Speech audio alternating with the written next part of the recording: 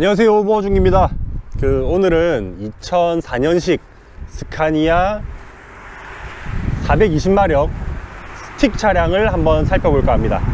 일전에 구해줘 땀부에서 경매로 나온 차량을 한번 살펴본 적이 있는데 아무래도 남해 마당이고 제가 자세하게 살펴보긴 힘들 것 같아서 그때는 아주 짧게 그 차량에 대해서만 살펴봤다면, 오늘은 조금 더 자세하게 이 백탑 25.5돈 420에 대해서 한번 살펴보도록 하겠습니다.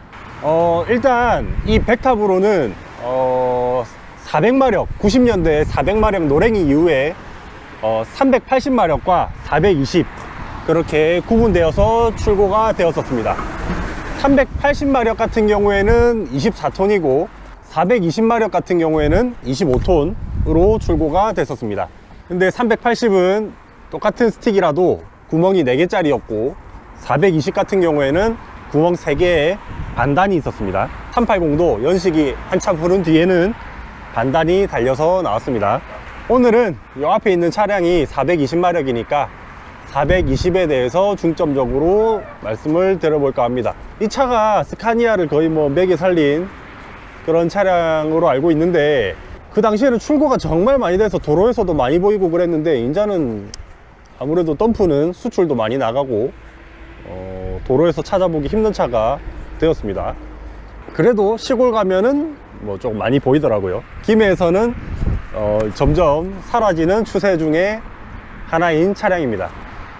이 420 같은 경우에는 스틱이랑 세미오토가 있는데, 아까 말씀드린 스틱은 구멍 3개에 반단이 달렸고, 세미오토에 대해서 말씀을 좀 드릴까 하는데, 일전에 스카니아 R490 주행 영상에 이거는 세미오토라고 그렇게 말씀하셨던 분이 계신데, 이 당시의 세미가 저는 진짜 세미라고 생각을 합니다. 이때는 세미오토더라도 변속이 자동으로 된다 뿐이지 출발 시에는 스틱이랑 마찬가지로 클러치를 밟았다 떼는 그런 좀 번거로움을 감수를 했어야 됐습니다. 세미오토라는 게 클러치도 달려있고 이 포지션이 좀 애매하고 고장도 스틱보다 좀 많았다고 합니다. G탑 10년씩 이후로 넘어가면서 제가 알기로는 세미오토가 사라진 걸로 알고 있습니다. 그러면 각설은 이만큼 하고 차를 한번 살펴보도록 하겠습니다. 전면부터 한번 살펴보겠습니다. 일전에 영상에서도 말씀드린 적이 있는데, 이게 처음부터 끝까지 하단은 전부 다 쇠힐입니다. 지금의 탑들과는 차이가 있죠. 지금의 탑은 이렇게 3단 분리로 돼 가지고 플라스틱으로 돼 있는데, 이거는 전체가 쇠라서 장점도 있고 단점도 있을 겁니다. 단점이라 하면 무게가 많이 나가서 공차 중량이 좀 늘어난다 그런 게 되겠고, 장점이라고 하면 이런 게 이렇게 지금 약간 접촉사고의 흔적이 있는데, 플라스틱 같은 경우였으면 아마 파손이 됐지 않을까 싶습니다. 근데 이런 거는 살짝 갈아내고 라카로 이렇게 칠만 하면 금방 새거 같이 그렇게 변할 수 있다는 장점이 되겠죠. 그러면 전면 그릴도 한번 열어서 살펴보겠습니다. 스카니아 전면 그릴을 열기 위해서는 이 레바를 당겨야 됩니다. 레바를 이렇게 힘을 줘서 살짝 당겨주면 됩니다.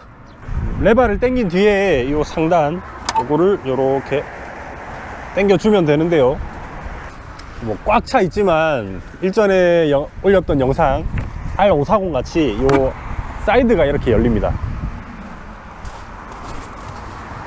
이렇게 방금 이게 열리기 전에는 조금 답답한 느낌이 있었는데, 열고 나니까 아무래도 조금 널찍하고 정비성도 좋고 보기에도 훨씬 좀 낫죠.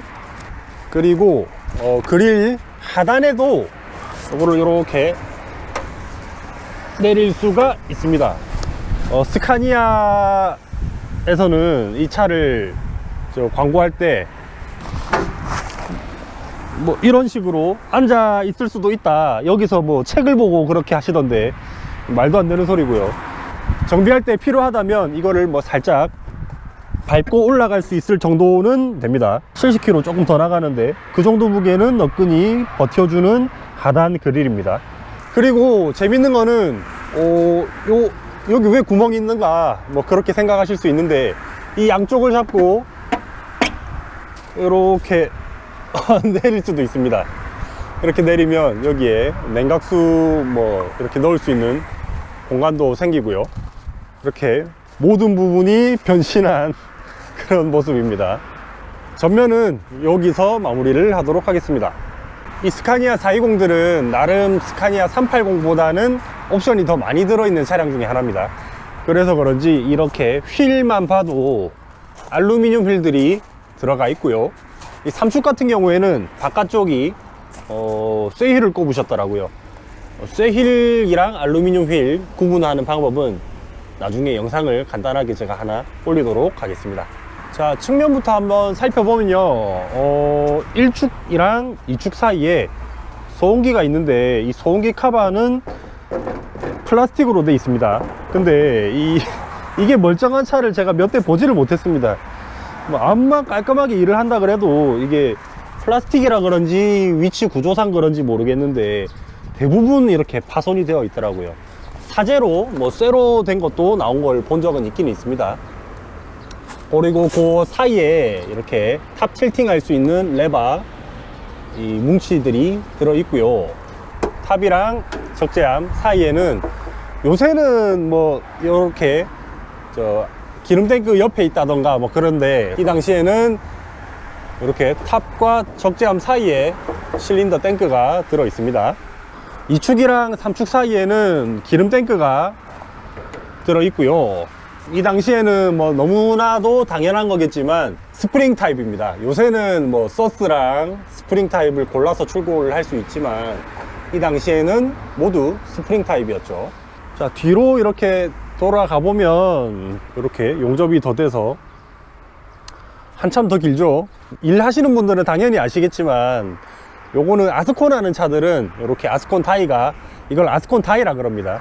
이런 식으로 달려 있고, 아스콘 다이가 안 달려 있는 차들은 이렇게 깔끔하게 딱 마감이 되어 있죠.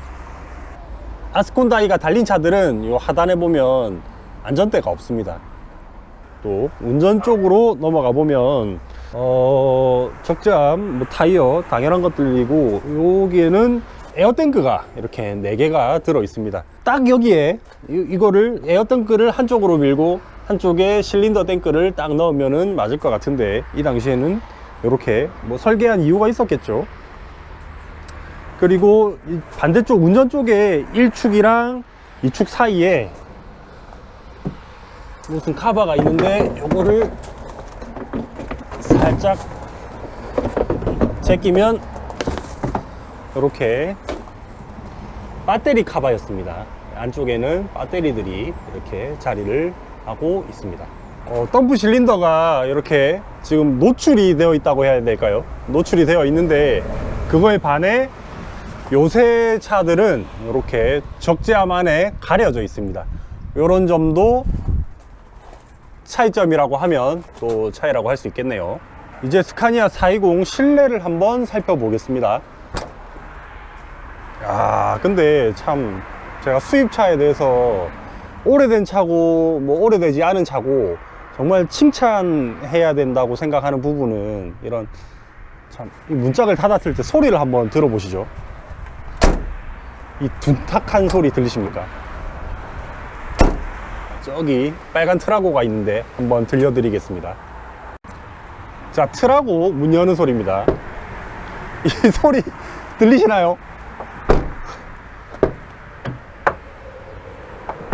국산차 참 칭찬할 점도 많지만 이런 안전 관련 부분은 조금 더 신경을 쓰는 게 어떨까 싶습니다. 이 문짝 두께도 벌써 이 성인 손바닥 한 뼘을 넘어가죠. 이 상단에는 아무래도 조금 더 얇아지긴 하는데 넓은 부분은 손바닥보다 더 넓습니다. 와, 이러면은 뭐 옆에서 박혀도 뭐 조금은 더 안전하지 않을까 하는 개인적인 생각입니다. 그리고 이 발판에, 올라가는 발판에 이런 열 수 있는 무슨 뚜껑이 있습니다. 뚜껑이 뭔가 했더니 와샤액 넣는 뚜껑입니다.